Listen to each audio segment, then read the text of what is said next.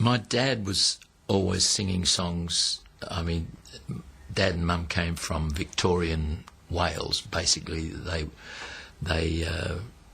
were born in the late 1800s, 1890 something, and so they had all that tradition of you'd take your music to any party you went to and prop it on the piano, and somebody could always play it, and you would get up and do your party piece. Mum and Dad used to sing duets, and they had all their music, and that's the reason I started to learn to play piano, so that I could accompany them singing. Jimmy Bean would be a funny looking fella if he had another face or a different smell, but his mouth cruelled him from winning the beauty show. Oh, it was like a steamboat funnel or a railway arch or the Blackwall Tunnel, and you can't see Jim when he opens up his mouth, you know. North and south is the Cockney rhyme he's saying for mouth. And as poor Jim goes walking about, you can hear the kids all hollering out, what a mouth, what a mouth, what a north and south. Blimey, what a mouth he's got. When he was a youngster, oh, Lord Lovell, his poor old mother used to feed him with a shovel. What a gap. Poor chap. He's never been known to laugh, 'cause if he did, it's a penny to a quid that his face would fall in half. It took me 7 years over in England trying to lose my Australian accent before I came back. You did actually try to lose it? Yes, the pressure is tremendous over there. Well, no, you're embarrassed about it when you go over to England. Sort of...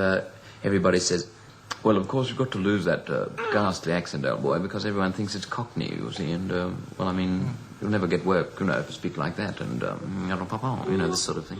I did an audition at a nightclub in Vancouver, and I'd run it through with the band, a three-piece band, and they were sort of like with a dead fish-eyed glare, and I said to them, now, this is where I get the audience joining in the chorus, and they all go, you know, like, oh yeah, tell us another one.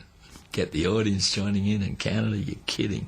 There was a table with 4 really good-looking young ladies in it, and so I went across and I said, now look, I'm doing this, it's my first show tonight, I'm doing this song, I had a big hit with it in Australia, and the chorus goes, tie me kangaroo down, sport, tie me kangaroo down, tie me kangaroo down, sport, tie me kangaroo down. So when I get there, can you join me on that and sing it? And they all looked at me like this. I said, you know, it'll just give me a lift if you sing along with me, somebody right close to the stage. I get up there on the night when the crowd are all in. I do the song and I get to the chorus, all together now, tie me kangaroo down. So I look across at these 4 girls and they're sitting there, and I stop the band, and nobody's ever stopped the band before. It's like everybody in the place went, what's he doing? And I said, you promised to sing the chorus. So I embarrassed them to such an extent that they sang the next time round, and everybody else sang. And by the end of the night, I'm telling jokes, risque jokes. And the manager of the place on that first night, he said, you know who those 4 girls were, do you? And I said, no. Dear old innocent Uncle Rolf, you know. No. And he said, they were 4 hookers, 4 prostitutes. And I said, you're kidding? He said, no. I said, they look so nice. He said, yeah, that's part of their trade, you know, they got to look nice. This was sent down to me from a stockman, an Aboriginal stockman. Is this the original one that you... And this had all patterns painted on it, of course, at the time, but they've all worn off. But he sent me a typewritten page of instructions, blow, suck, blow, suck, blow, suck, blow, suck, blow, all over the page, you know.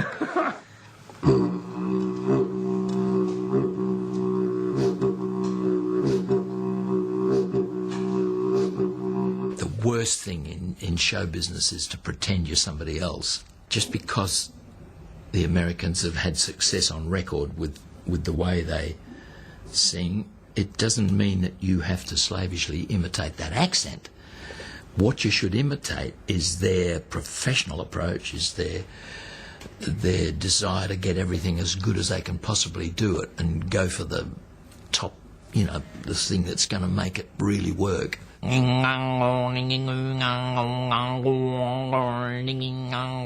an old Tennessee mountaineer lying dying way up in the Smoky Mountains. You know, you're trying to put on a phony American accent.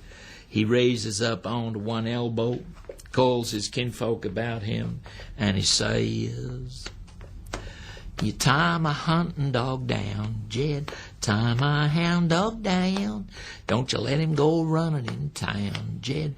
Tie my hunting dog down. Then you get to the final verse, which is magic. The guy says, plant me high on the hill. Phil, turn my face to the sky. Yeah, we'll plant you high on a hill, Will, if and you'll just shut up and die. All together now, time a hunting dog down. You know, it's a nice gag.